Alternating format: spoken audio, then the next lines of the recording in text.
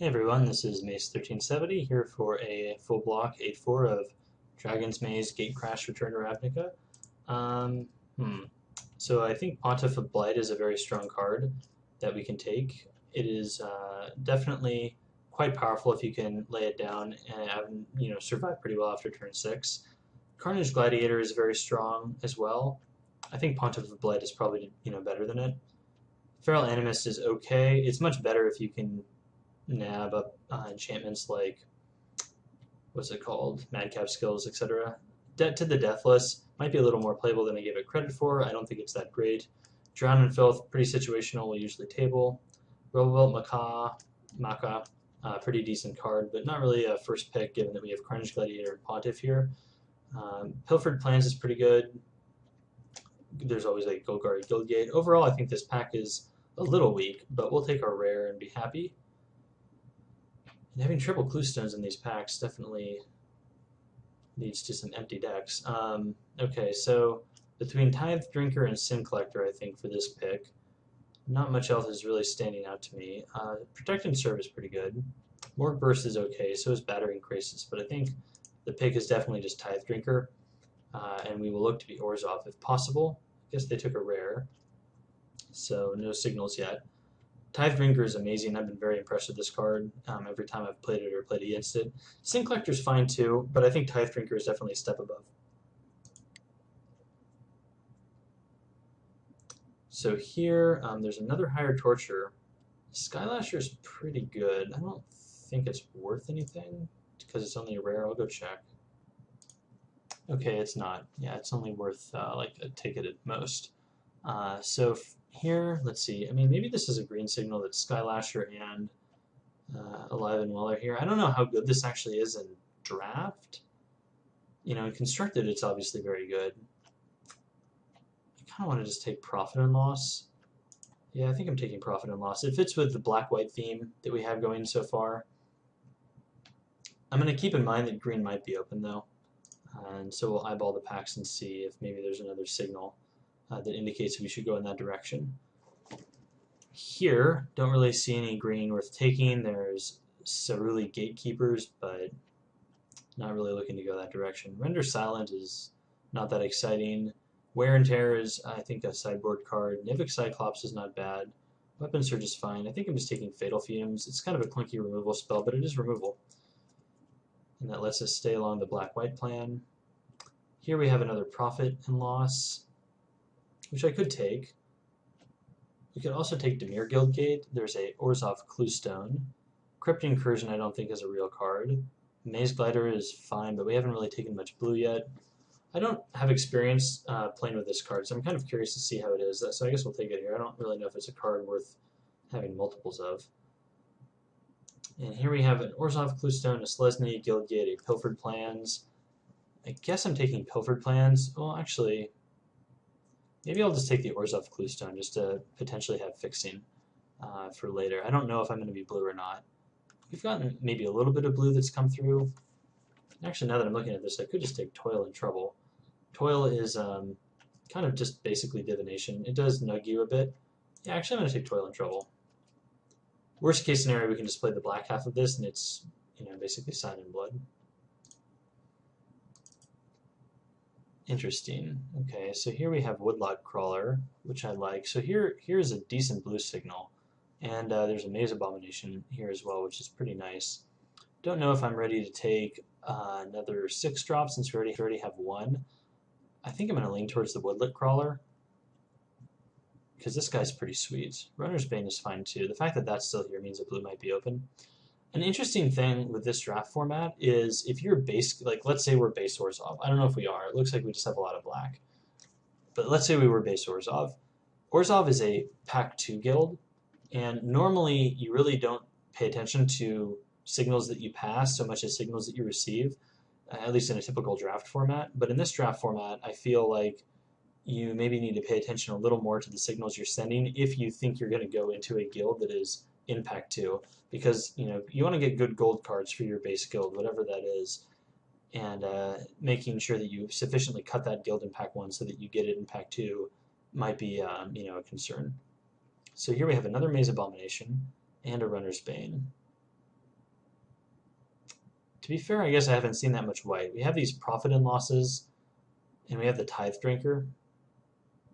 So maybe I should just take the runners, or I mean the Maze Abomination. I don't know. I like removal. Maze Abomination is fine, but it is a 6-drop. Okay, we'll take Pilfered Plains here. So maybe we'll end up going to Mirror with like a slight white splash instead. We'll see. Either way, both of these skills are in pack 2. Okay, so there's Protect and Serve, which is a reasonable combat trick. Banally Blackguard is not that great. Mind Static is also not that exciting. I'll take Protect and Serve. Alright, so I think we successfully went through pack 1 without getting any fixing, so huzzah. I don't think we need Is It Cluestone, although I guess we could just take it. I don't really want any of these. I don't want Maze Sentinel. Alright, interesting that Nivik Cyclops is still in the pack. I'm going to let it go just to send a signal here. I guess we'll take this. Sure.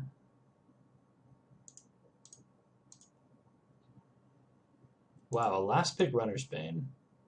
That's a signal if I ever saw one. So I think I do want to be in blue. At the very least, maybe we could look towards being Azorius in pack 3. Although we didn't see much white, like I mentioned. And we saw that late Nivik Cyclops, but we just didn't take any.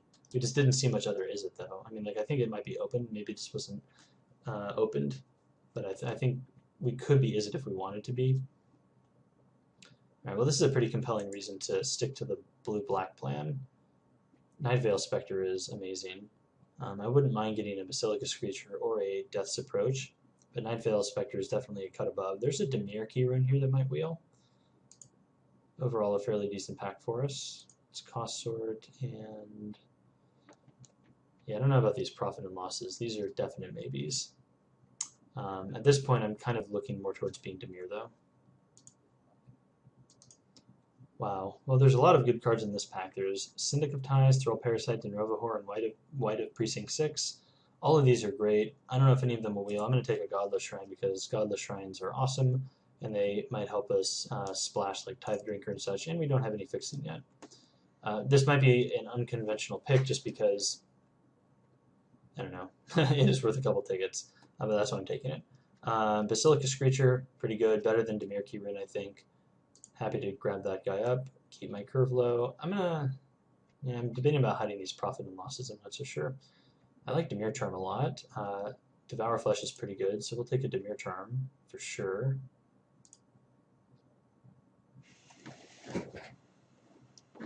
Okay, Metropolis Sprite, Agoraphobia.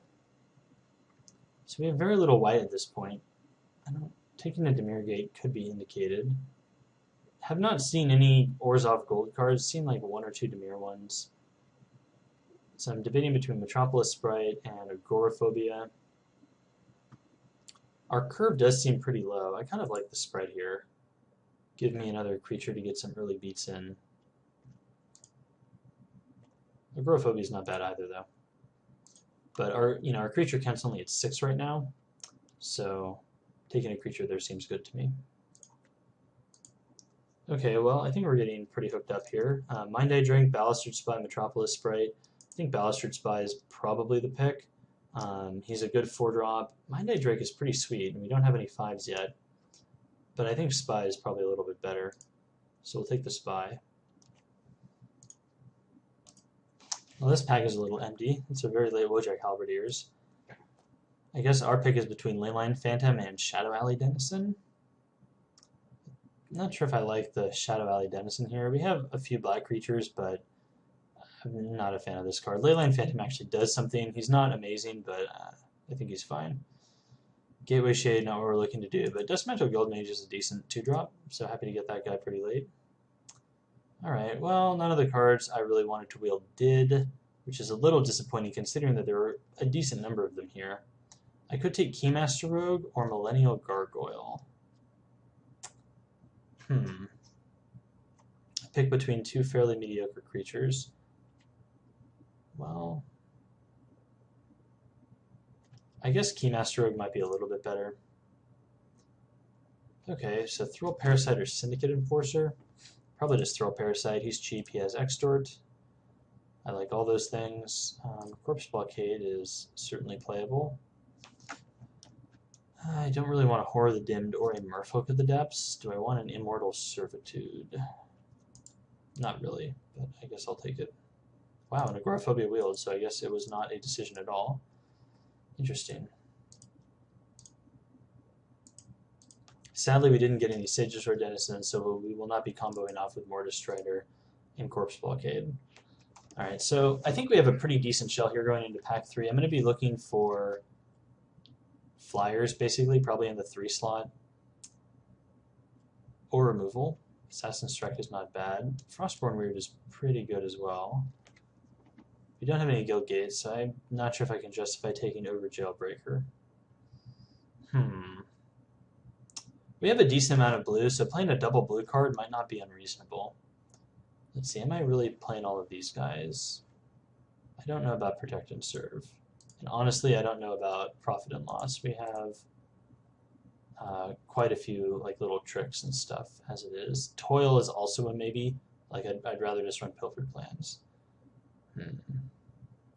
Frostburn Weird is pretty good. Yeah, I'm gonna take the Frostburn Weird, I think. At this point, we might be able to be strict Demir, depending on what gets passed. Loxodon Smiter is pretty sweet. There's also a Runewing and a Tristani's Judgment. Our creature count's a little low, so I think I'm just going to take the Runewing. I like Judgment, though, a decent amount. Okay. Skyline Predator and Stealer of Secrets are both fine. Not super exciting, but they're certainly reasonable picks. I think Skyline Predator is probably better. We don't really have a way to sneak this guy through. At least I don't see any. Yeah, so I guess Skyline Predator. Ooh, that is a compelling reason to potentially be red. Yes, Hypersonic Dragon is pretty sweet. And then we could maybe even play the Trouble part, and we have the Izzet Bluestone. So it's all coming together. Dagger Drum Imp is okay, but we don't really have any ways to make him bigger. Yeah, I'm going to take Hypersonic Dragon here. I'm going to get greedy. Maybe we'll even get an Izzet Guildgate late or something weird. I've seen stranger things happen. There's Hussar Patrol. Not really going to do Azorius Justicar. Could just take Sewer Shambler. He's not unreasonable. Sometimes he's evasive. Alright, Golgari Hirun, not really. Probably just taking an Azorius Guildgate. It does help us play the Tithe Drinker. If we want to do the white thing. I don't really want to Grim Roustabout. And again, like I said earlier, we don't really have a way to get in with Stealer of Secrets, since we're not doing like the massive detain thing. Alright, well, here's an Izzet Kirun. Yeah. Tithe Drinker is maybe even like not going to make the cut now. I mean, I guess I could take Azorius Guildgate and just run it. I don't know if that's worth doing. I'd rather just play Hypersonic Dragon. And I could just take Izzet Kirun and maybe do that. Izzet Kirun is pretty bad. I also could take either Hussar Patrol or the Guildgate here and abandon the Hypersonic Dragon plan. Hypersonic Dragon is so good, though. I feel like it's better than Tithe Drinker, so we're going to try and make this work.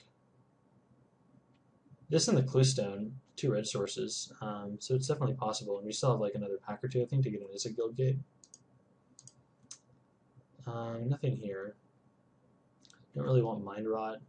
Don't really want Fishing and Racketeer. I guess I'll take Mind Rot.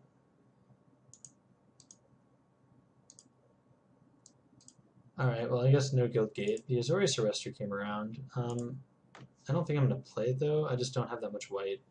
So I'll take Crosstone Courier. And I guess cancel is reasonable. Catacomb Slug, not so much. I'll take a Nizim Skin. We're not playing Drainpipe Vermin, so I'll just take the Horncaller's Chant.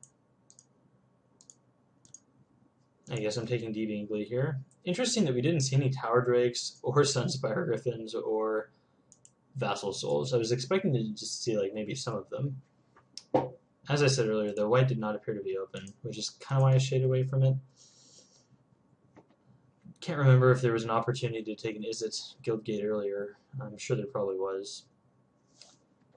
So it's a little awkward playing this Hypersonic Dragon. I don't even know if we need to play the Cluestone. Maybe we can just get away with playing the Kieran. Maybe we can get away with playing the Cluestone on like a mountain. We'll see here. These guys are all going in. That's not Hypersonic.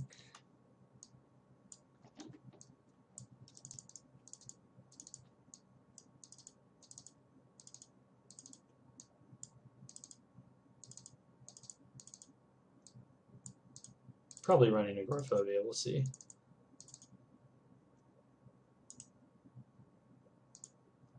Okay, so here's the decent-ish curve. So the question is for our 23rd card. Oh, I guess we want at least the Cluestone, right? So that answers that. So I guess we're maybe not playing Skyline Predator. So we could do this and run like a mountain instead of an island. And that would give us 2 red sources. Yeah, sadly I don't think it's worth splashing for Tithe Drinker. It's just Tithe Drinker is a card you want to play on turn 2, and it becomes much less effective later on in the game. So splashing for it when we only have 2 fixtures is not that appealing. This is not a deck I want to run 18 lands in, so I think I'm just going to do this.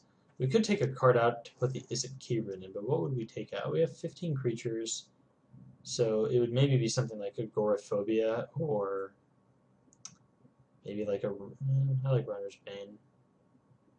Could maybe take out Cancel and put in Is It Keyrin. And then not run any mountains? That seems greedy. I like to maybe run 2.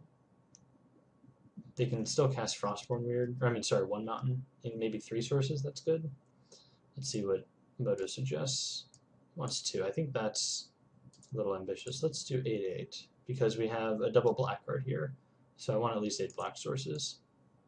Yeah, 8/8 looks good. And then we'll just do 1 mountain.